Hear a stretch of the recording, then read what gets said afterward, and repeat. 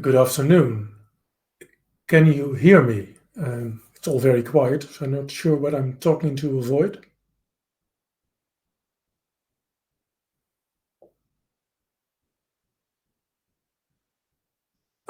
Good. Hi, Anne. Good to, well, not see you, not exactly hear you, but I see a sign of life from you. So I guess we'll get started in a few seconds.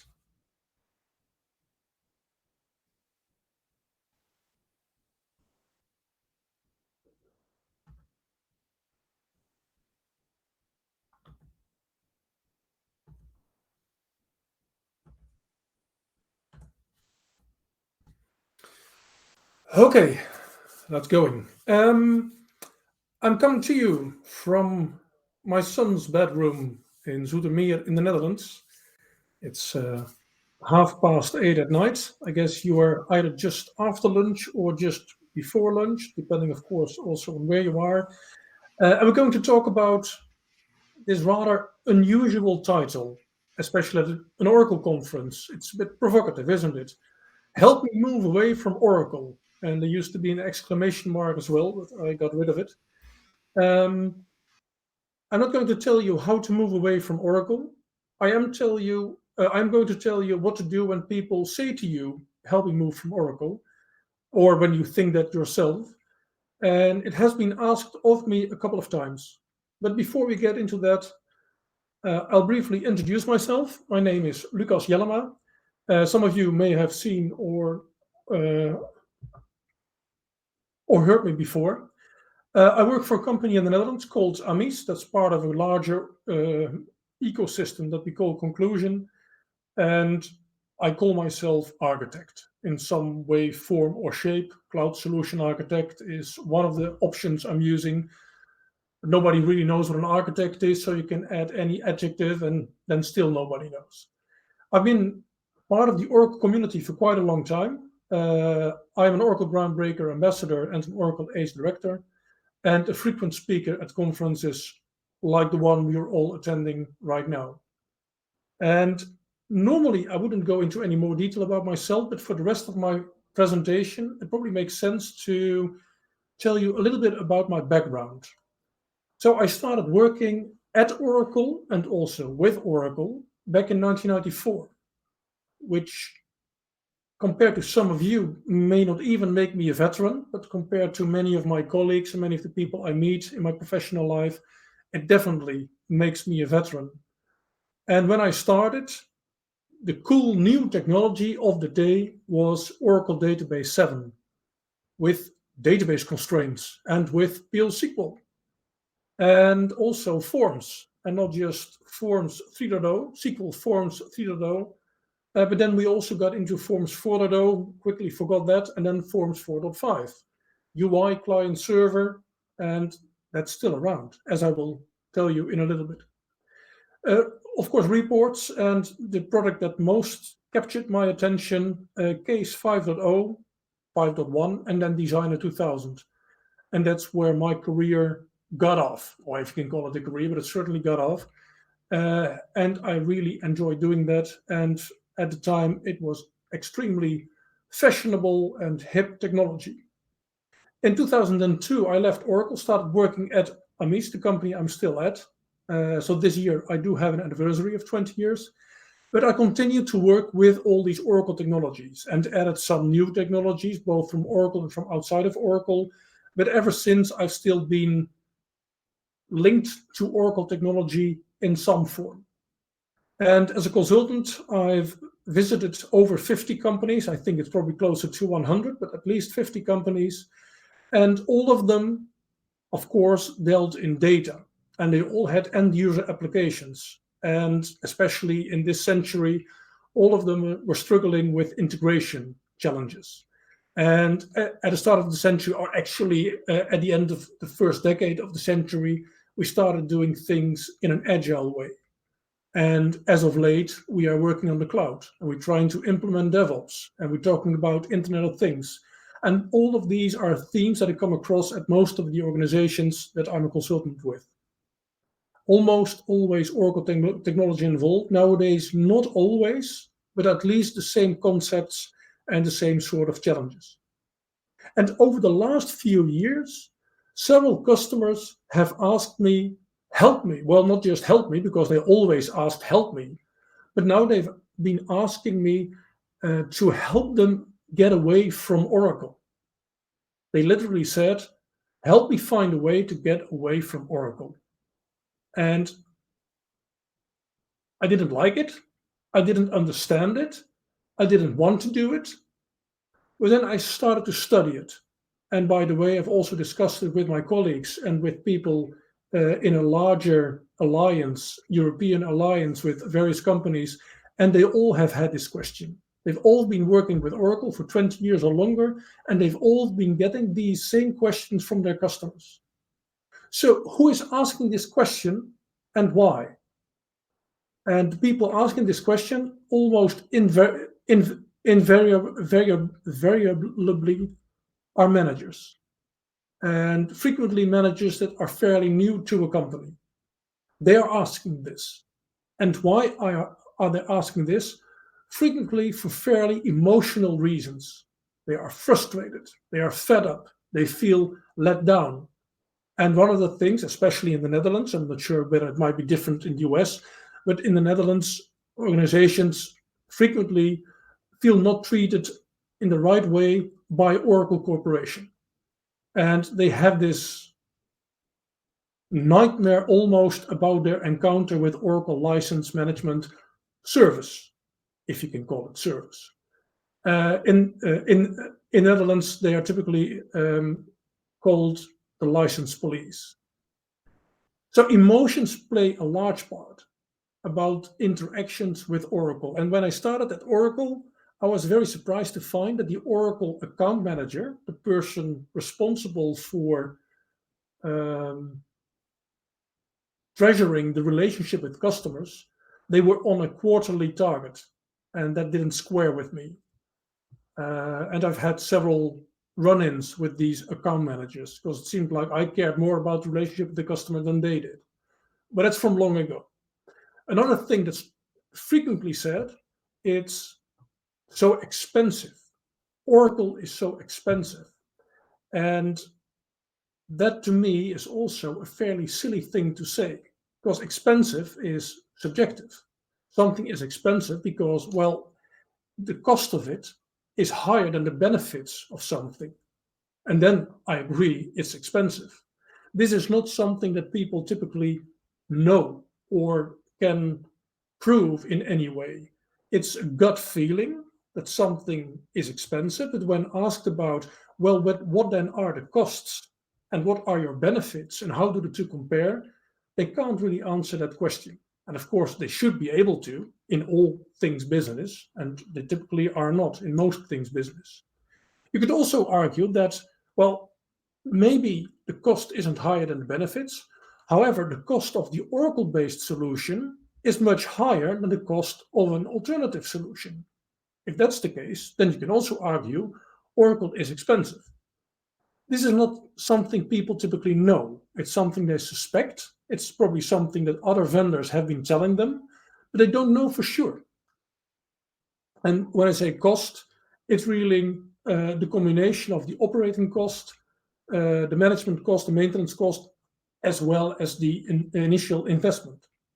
So cost too is a fairly broad term. And now of course it's getting a little bit more complex, does the migration make financial sense? Even if your current solution is not the optimal solution, my car is not the optimal car, let's not talk about family members, but there are many things in my house that may not be the optimal solution, but does the migration make sense? Well, you could try to put it in a formula, something like this. If the delta of the current cost and the potential new cost, which should be much lower, of course, if that delta times 5 years, if that's much more than the migration costs, well, then perhaps you should start thinking about migration. But of course, you should calculate the risks as well. And migration costs, by the way, a lot of things are part of the migration costs. Of course, in addition to the direct financial benefits in terms of cost savings, there might be additional post-migration benefits. And we're going to talk about these in a bit. When people say, help me move away from Oracle, what do I think they mean? Well, they say, I want to move away from something. And I think that's all nice and well, but it doesn't make sense to say, I want to move away, unless you're in a very unhealthy relationship. But typically, you would say, I want to go somewhere. And that going somewhere means moving away from somewhere else. But in this case, very emotionally, it's put, I want to move away from Oracle. So that is a bit weird. Where do you want to go? And we'll talk about the destination in a moment as well. And what do you mean with Oracle? And why specifically Oracle? I want you to help me move away from Oracle. But Oracle can be so many things. So what are you talking about? Well, even Oracle is moving away from Oracle. So in that sense, it's all in vogue to move away from Oracle. But never mind about that. So what is Oracle? Do you mean the Oracle database? Which, when I started life at Oracle and life in IT, was probably the only thing that you really associated with the word Oracle. But nowadays, when you say, I want to move away from Oracle, it could be much more than the database. It could be this entire stack. And actually, when you say, I want to move away from Oracle, it could be the entire stack and all the business applications. And the organization that triggered me in putting together this presentation actually has almost all of this. And the people who said, we want to move away from Oracle, didn't even know exactly what they had from Oracle and what they wanted to move away from. And in the end, that's not what it was all about. And I will tell you about that in a moment. And of course, today, when you say Oracle, it's not even the technical stack and the business applications, but it's also the world of cloud and the two pillars on cloud, the Oracle Cloud Infrastructure and the Oracle Cloud Applications. So what exactly do you want to move away from? And it's not this that they want to move away from. This is not actually a database. And in this whole discussion of we want to move away from Oracle and other vendors coming in and claiming to have an automated migration path, they will typically focus on the database and they will tell you, we can, with a push of a button, get you into our database. But the Oracle database isn't a database. And you have to understand that, and a typical business manager wouldn't understand that. I'm assuming that you're all technical and savvy, tech-savvy people. You know that the Oracle database is so much more than a database. Of course, it's a database. It's much more than a database. It's more than a relational data store and a SQL query engine, as most people will suspect when they hear the word database. And they'll just equate it to any other database that is a relational store of data and a SQL query engine, or it might not even be relational because there's no SQL and that's the best. The Oracle database, well, it's an application platform. And many people simply do not recognize that fact. Long time ago, I was at an organization and I was having discussions with another architect about a solution for something. And I said to the other architect, well, we could also implement this in the database using PL SQL and a table trigger, something like that. And she looked at me as if water was burning, because in the database is only data and SQL and maybe a constraint or two, but that's it. The whole notion of the Oracle database offering a complete application development platform with stored PL SQL, stored Java, the multi-language engine today, the PL SQL gateway, the ability to handle HTTP requests, Apex, of course, didn't even exist at that point in time. Many people do not realize this. And much of their application investment, and certainly much of their Oracle tech investment, might be in PL SQL. You don't want to move away from that, or at least you're not going to move away from that very easily. And then, of course, the Oracle database offers many features that are specific to the Oracle database that you cannot find in any other database.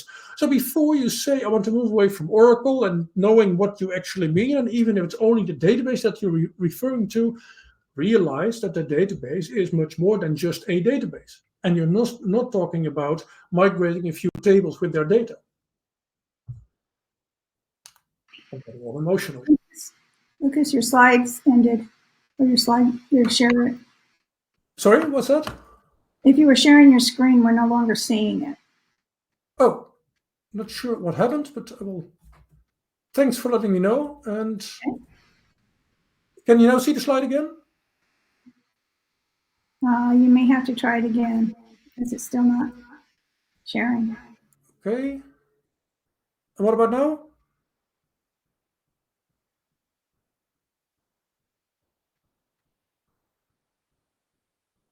Yes, No?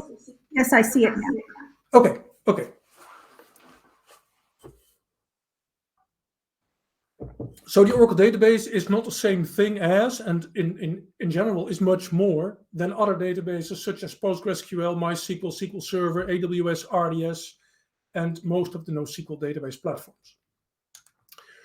Okay, and be aware that when you talk about Oracle and your desire to move away from Oracle, well, Oracle in your organization also includes the tools that you have set up around your Oracle technology stack for development, for deployment, for testing, for monitoring, for operating, the processes that go along with the tools, and most importantly, the people and all their skills and all their knowledge and their feelings. And I think we all have this emotional attachment with the technology that we work with from day to day, that we invested 20 years of our professional lives in. You're not just going to take that away from us. Or if you do, know very well what you do, what it will do to us, and what it will mean in the long run for your organization and your relationship with us. And I'm not making threats here.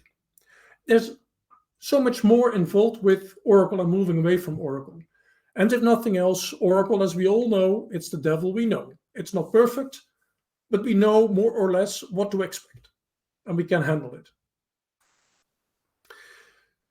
So how did it all start? For me, but for most of the organizations that now say things like, help me move away from Oracle, it started in the early 90s or the mid 90s, maybe the late 90s, but most of it started in the 90s. And remember, that's a time before all of this. It's before we had app stores or proper mobile phones. It's even before we started using internet in anger. It's long before Agile. It's even before we use the word gigabyte. It's before virtualization, before the Oracle Business Suite. SAP was there. They started in the 70s, before all the other business applications. Before Linux took off, before NoSQL, there was hardly any open source, no solid state drives, not a cloud not in cloud side.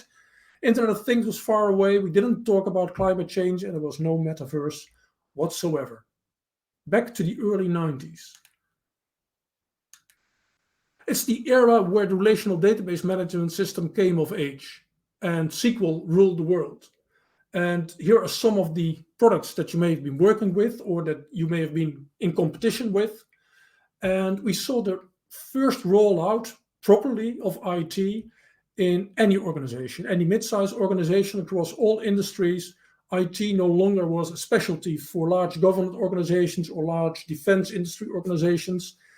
And of course, we all started on, most of us started on terminals, the green screens, and then we had PCs on our desks.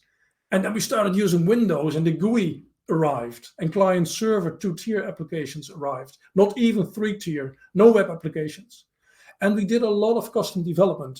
My career, and I guess most of yours as well, was based on custom development. And I, for a long time, didn't like standard applications, commercial off-the-shelf applications at all. And it's the time where we focused very much on data modeling, on entity relationship diagrams, on all kinds of normalization, and on an enterprise-wide database. Any organization needed only one database, of course, an Oracle database, and all the tables and all the data of the organization lived in that single database. And then towards the end of the 90s, we started to introduce data warehouse. Okay, 2 databases, one operational, one tactical, and that's all we needed. Remember those days, beautiful days? The days that we had strong data integrity rules and we implemented them through constraints. I was horrified to learn that the constraints in Oracle 6 were only for documentation purposes and actually enforced. I found that out several years after I started at Oracle with Oracle 7. It was the fat database with heaps of PL SQL, all these triggers and packages, and it all worked beautifully together. And most of it still exists, by the way. Any application really consisted of, we had a hammer, and our hammer was the Oracle database with PL SQL, with Oracle Forms and some Oracle reports. That was any application. It was monolith, but of course the word didn't exist at that time. And the DBA ruled supreme. They were guardians of the data model, of the data, of the database, of the system. I was afraid of most DBAs, by the way, just between us. And companies at that point were quickly gaining competitive edge with IT. And they did it with cutting edge, sometimes bleeding edge technology. And that cutting edge technology, in my world and in yours probably, was Oracle technology. Those great 90s where we had cool technology. At that time, Oracle was cool, top of the world. Great days. But it's quite a long time ago.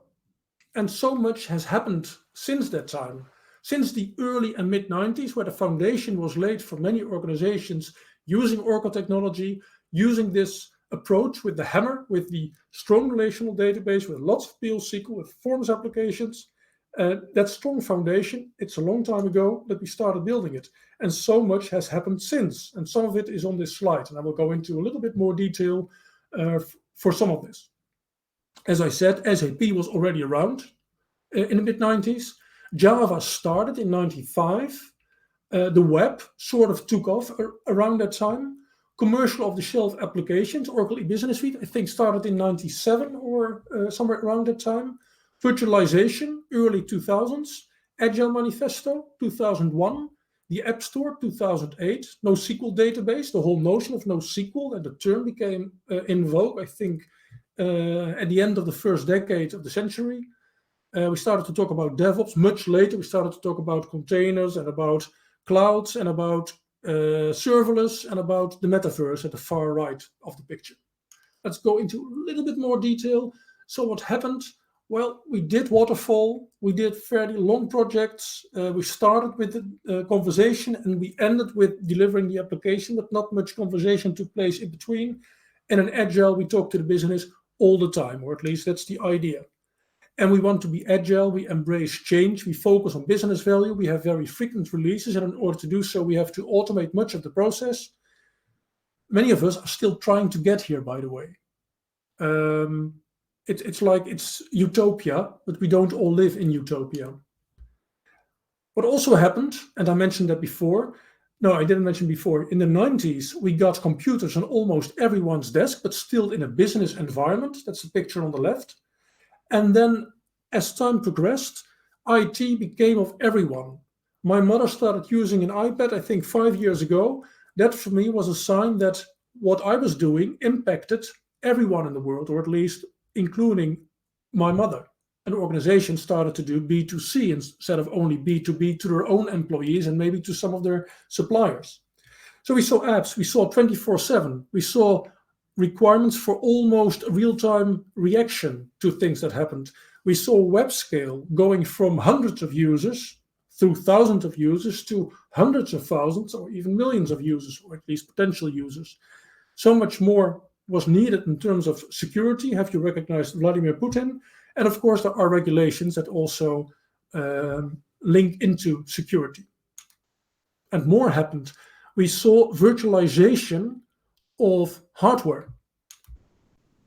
And this is really a big thing, that before we bought a hardware box and we connected it with physical cables, and now it's all software defined. And of course, we're going onto the cloud and we know there must be hardware somewhere, but we don't get to see it. We don't get to touch it. We don't get to fiddle with it. We're working with virtual machines. And that allows us to define the infrastructure and the machines as code. And that's going to be a next acceleration. And some of us are doing it, and others of us are only dreaming about it. And we saw the advent of containers.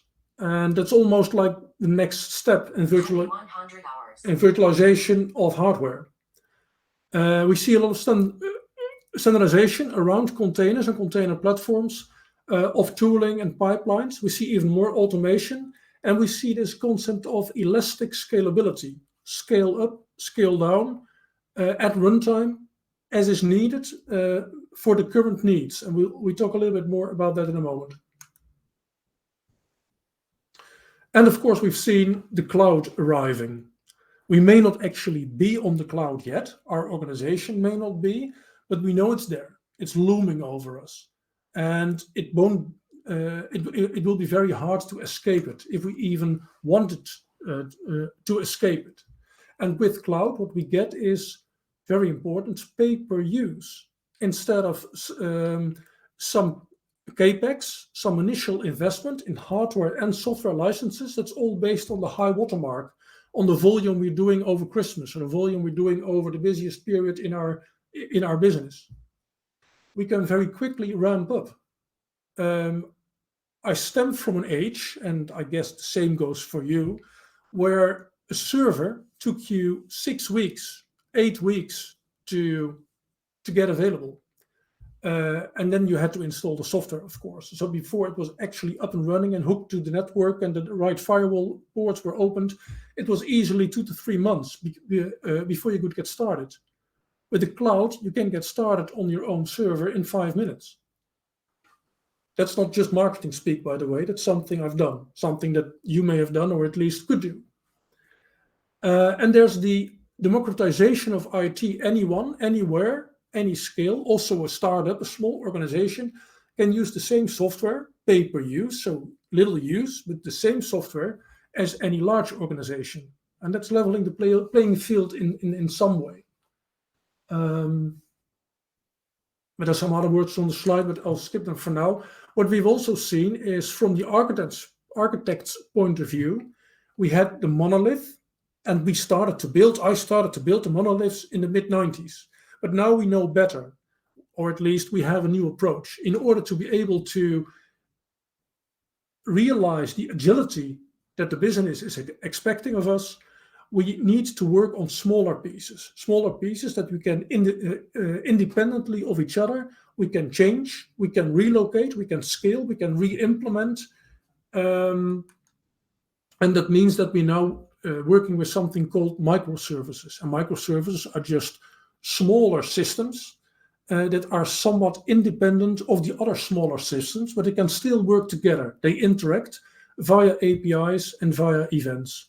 They interact in a decoupled way, as we call it.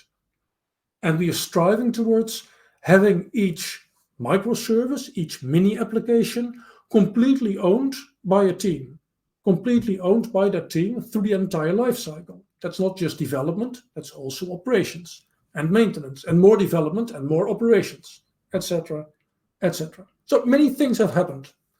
And what also has happened, and that's more towards the business, is we've moved from projects that last a few months or maybe a year or a year and a half to products and teams that run the product and own the product for a prolonged, indefinite period of time. It's no longer a project, it's a product.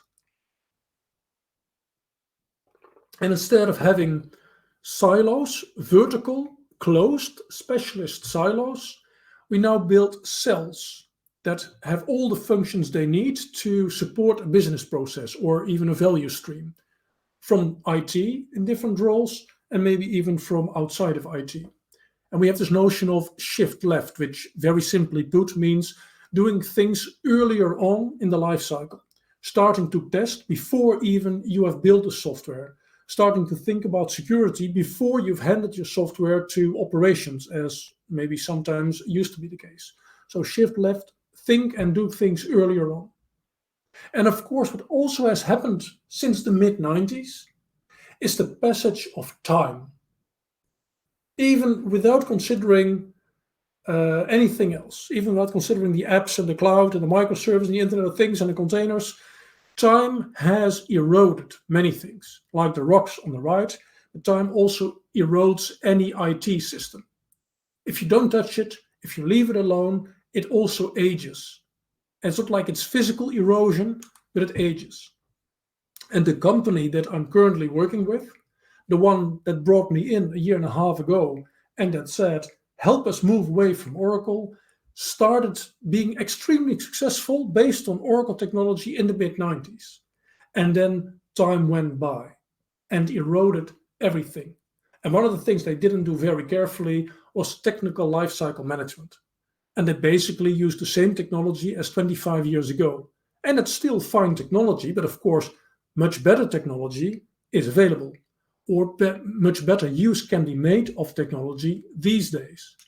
And that, I think, is what I really want to move away from. So they are a typical Oracle customer, a fairly large one, by the way. And they used to have the strategy of Oracle unless. And now they are at the far other end of the spectrum, but moving back to a more balanced position. So what they find in their situation is a very high technical debt, because they didn't really spend too much time on fixing technical debt. And over 25 years, you can build up a lot of technical debt. The applications are business critical, which is good, but they have a high incident rate. And they are at the end of the physical scaling they can achieve in their current data center. That is getting problematic. And it has proven problematic during the COVID period, where their transaction volume increased quite a bit. So they've really run into their upper boundaries. They have hardly any tests, certainly not automated tests, hardly any functional specifications, and hardly any documentation. That's not good, but I guess it sounds familiar to at least some of you. And currently, they don't see much functional evolution anymore. It's very hard to make the changes that they need to make. And there are so many other things they would like to do. It's very hard to get the expertise for the applications and the technology stack that they're currently working with. And they call their own applications that used to be state of the art, that were a unique proposition, they now call it old. They call it legacy. They call it not modern. And these are all subjective. They have a high total cost of ownership. That's a fact. It's fragile, many incidents. It's all custom software. That's how they gained their competitive edge. But it's right now extremely unattractive for young talent to come and work for. They are interested in the company, but they look down on the technology stack that the company has to offer to them to work on. And at the heart of all of this is Oracle. They used to have an Oracle unless policy. So of course, Oracle is at the heart of all of this. But is Oracle the problem? Well, this whole complex of this situation, that's the problem. And that's what I want to get away with. And only today I was talking to an architect in this organization. I was telling him about the presentation I was going to do to you tonight. Tonight for me, this afternoon for you. And he quickly understood what I was getting at. And he said himself, so Oracle has become associated with lack of agility, with a complex, expensive, outdated machinery. It's not Oracle that's causing it, but it's Oracle that that is the scapegoat almost, or the label that has been attached to this. And we, as an industry, have ruined the word legacy. It's a beautiful word. But in our world, legacy means something like this. And that really is ridiculous, I think, because there's so much value in what we disdainfully call legacy. So your organizations are stuck in a not so good place. And Oracle is part of that, but it's the not so good place that they are stuck in that they want to move away from. So helping move away from Oracle really means helping move away from a situation that I don't like, of which Oracle is a part, of which Oracle in the beginning was the success factor, and now seems to have become our limiting factor, the millstone, that's a Dutch expression, I guess, around our necks. It stems from problems, disappointment, and frustration that I can perfectly well understand. Oracle isn't the problem. And Oracle can even be part of the solution. And that, of course, is what I try to tell my customers and what I would like to tell to you as well. So this is what they want to move away from. And, well, any 15 to 20-year-old IT system qualifies to be moved away from, because we're not so diligent at handling lifecycle management and handling our technical debt. So whether it's Oracle, whether it's SAP, whether it's IBM, whether it's Microsoft, anything that you started building in the mid-90s and that's still around is probably something you want to move away from. So we don't have to take it personally. It's never personal, but even if they say Oracle and we feel we are Oracle, it's still not personal, because the same thing would be said about any other system. And I guess it is said, but just not to me, because I'm not an IBM consultant.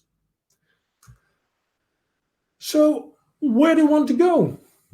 Well, it's not so very hard, of course, to come up with. They want to go to a better place, and not necessarily heaven, still somewhere on earth. So what is that better place? What does it mean? Well, these are the terms that most organizations would like to be able to attach to their IT environment. It's robust, it's resilient, they pay for use, they can focus on business value. It's an agile architecture that will change along with the business needs. And they can do buy before build. They only do custom development for the things that really make a difference for their organization. And they can use standard applications in other cases. And they only use supported technology, the latest release or the one-but latest release, but nothing that's older than that. So they are attractive for young talent as well as for experienced staff. There's still a place for the experienced staff because they are the most productive and deliver the highest quality, if not the most creative ideas, perhaps, and thinking about outside the box. It's automation everywhere. It's very quick release cycles.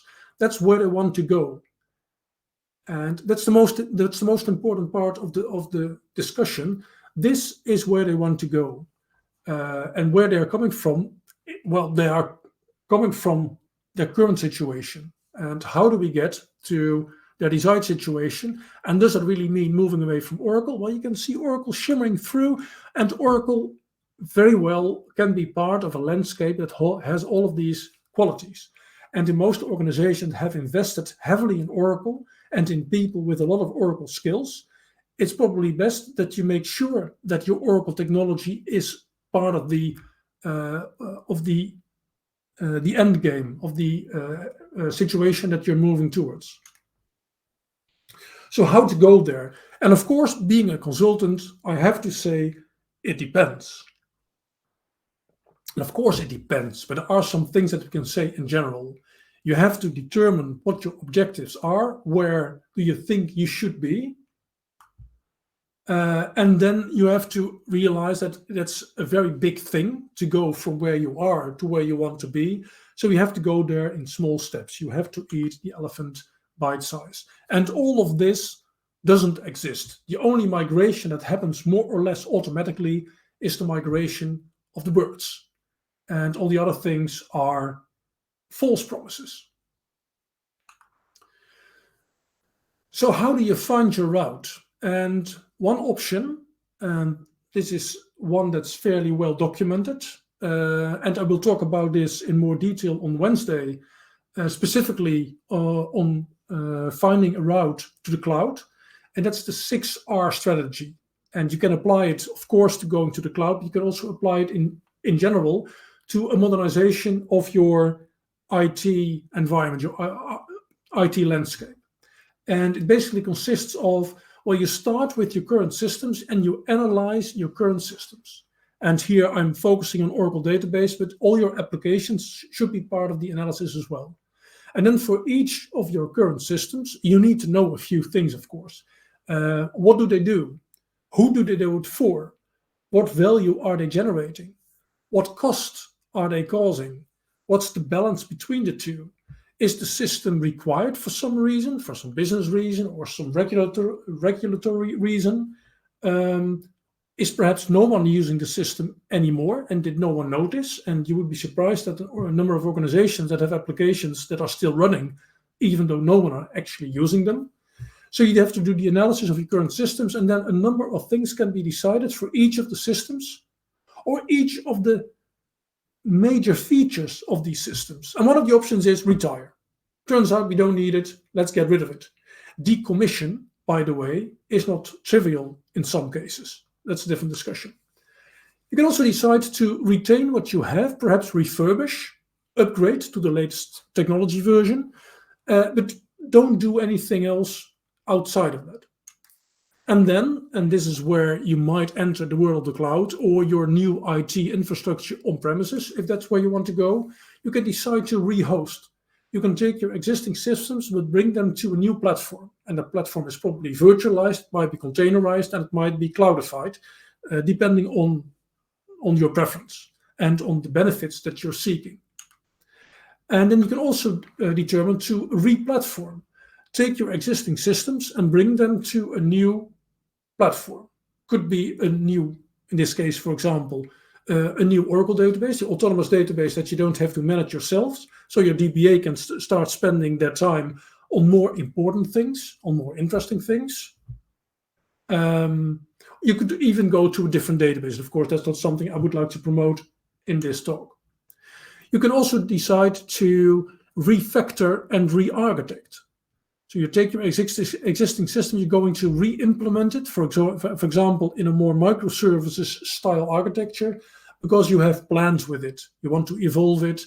You want to bring in outside users, use the system for more business processes, whatever. But you decide to refactor and re-architect.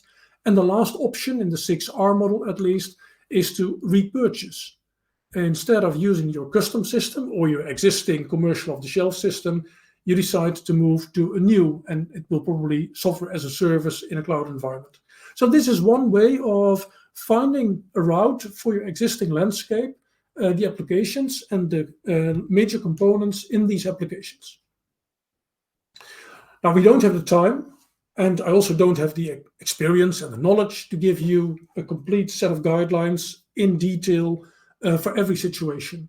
There's a number of recommendations that I would like to share, and these probably are the most important part of this session. The rest of it was really introduction, of course. When someone says, I want to move away from Oracle, it's typically not Oracle they're talking about, it's the existing state of their IT operation, and they want to move to this modern state. And they associate the existing state with Oracle and the modern state. Oh, Oracle might be part of that as well. And the organization I was talking about, they decided they wanted to go to Azure, and all things Oracle would either have to be kicked out or at least be put on Azure. And now they are discussing with Oracle to start using Oracle database on Oracle Cloud Infrastructure, because that gives a much better performance and can scale much farther than it can on Azure. So this organization that started out with saying a year and a half ago, I want to get rid of Oracle, is now discussing Oracle Cloud with Oracle. Because they started thinking instead of being only emotional. So here it goes with my recommendations.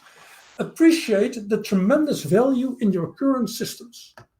It's incredible what in 25 years with 5 people, 10 people, 15 people, 20 people, you have been building up in knowledge, in heads, in skills, in functionality implemented in the applications, of course, in the data itself.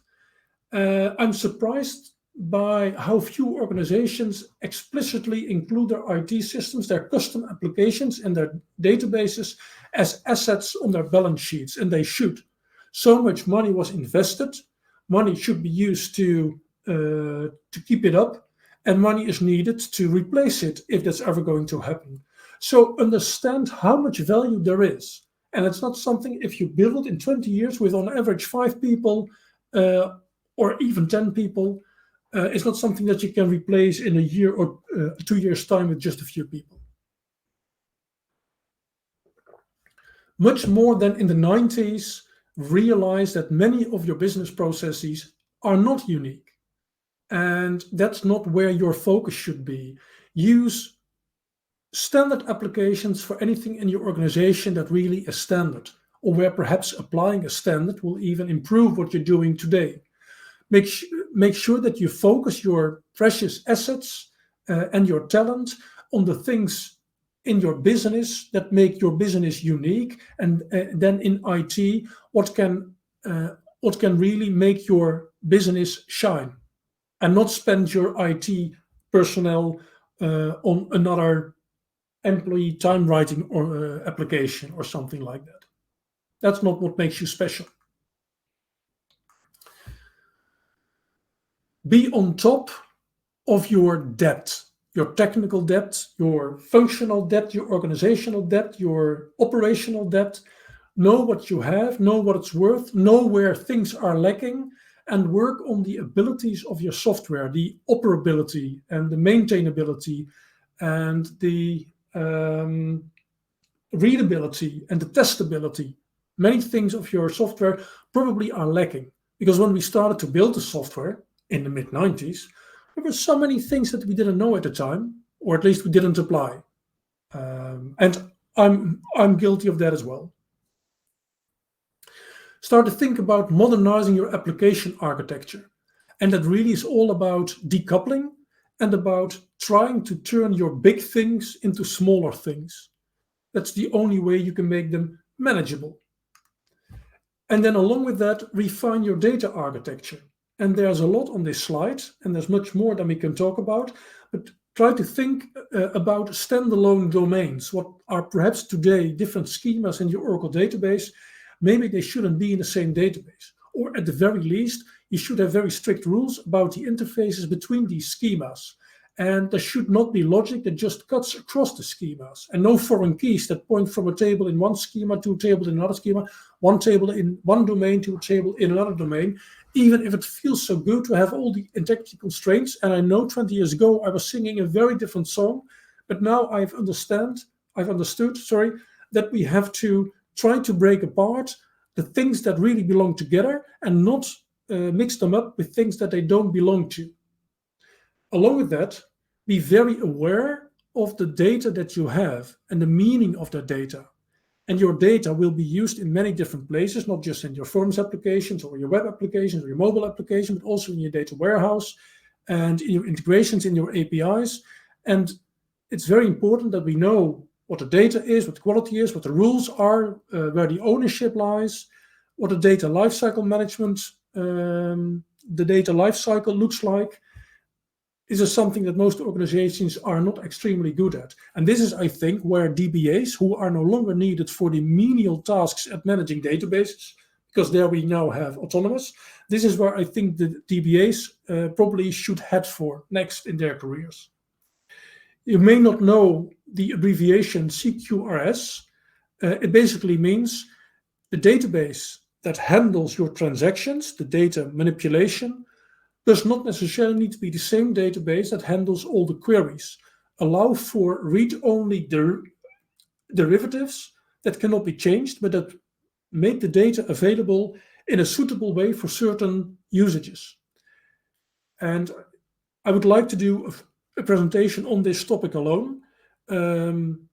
Think materialized view, and you have some ID, but this goes much beyond materialized view. And in your organization, you may have had MongoDB or Elasticsearch Index. Those are typical data stores used as query stores alongside the transactional data store. That's all I have time for now. Work on automating your IT processes. No hands should touch production. That might be something to strive for. Think in terms of infrastructure as code when it comes to your platform and your infrastructure. Work on automating your software engineering throughout a build process, software quality assurance, automated testing, packaging, deployment.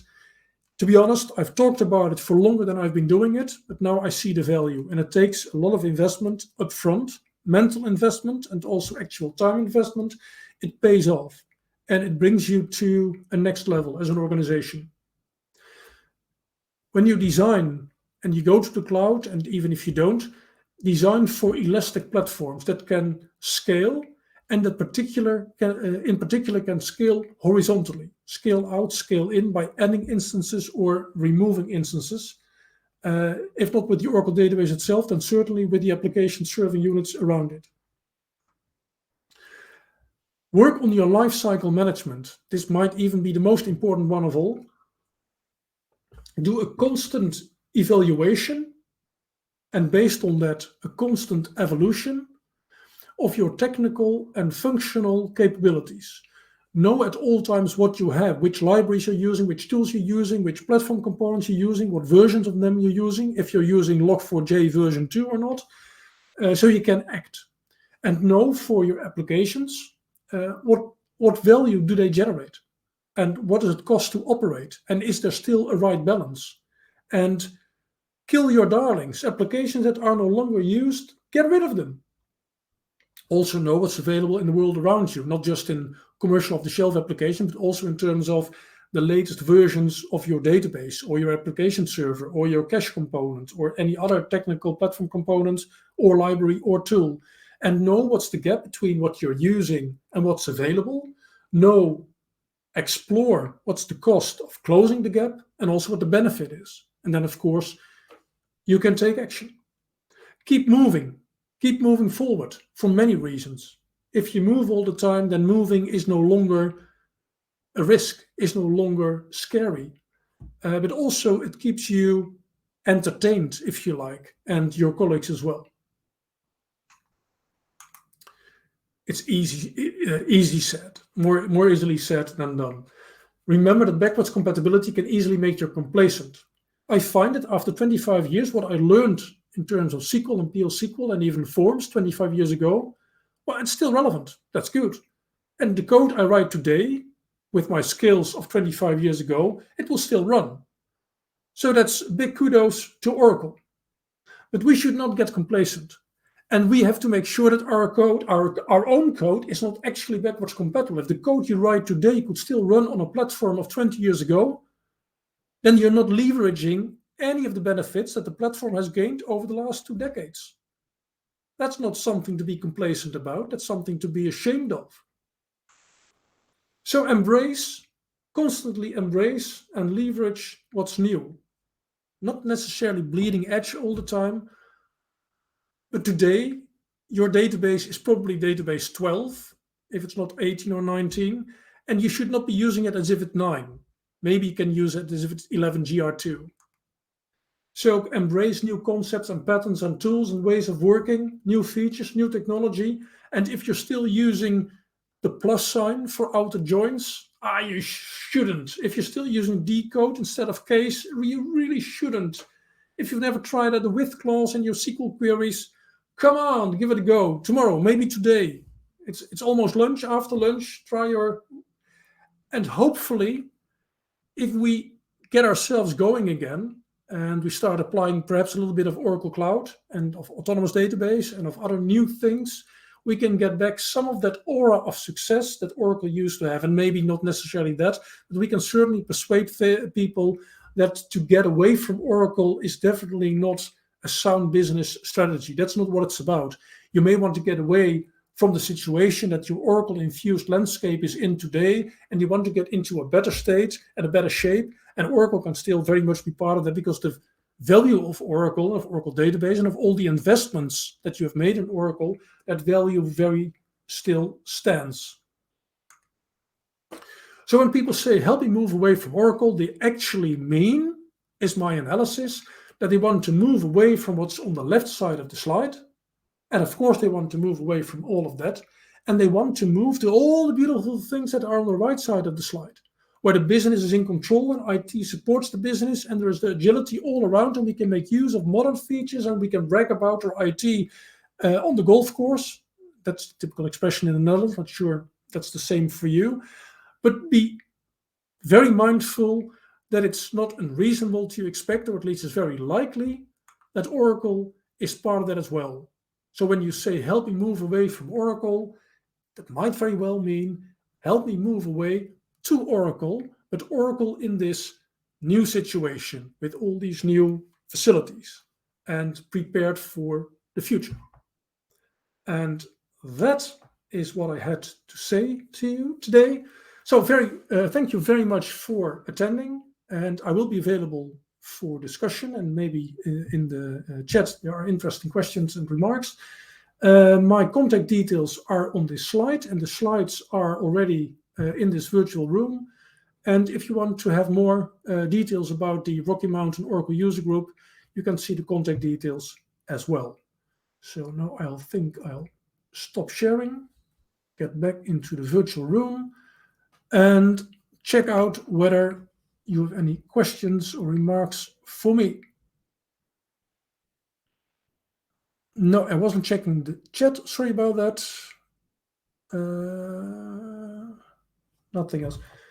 Anyone who would like to share their opinions? Yeah, well, that's what we used to say about COBOL, that it was legacy. That wasn't a nice thing to say either, was it?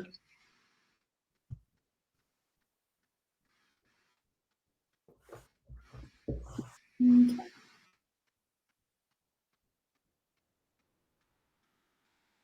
Well, thank you, everyone. And thank you, Lucas. You're welcome. And please take a few minutes to share with us your comments about the session and enjoy your lunch hour. And enjoy the rest of your conference. And I'll see you on Wednesday, hopefully. Yes. Maybe. I like your yes better than the maybe. Maybe.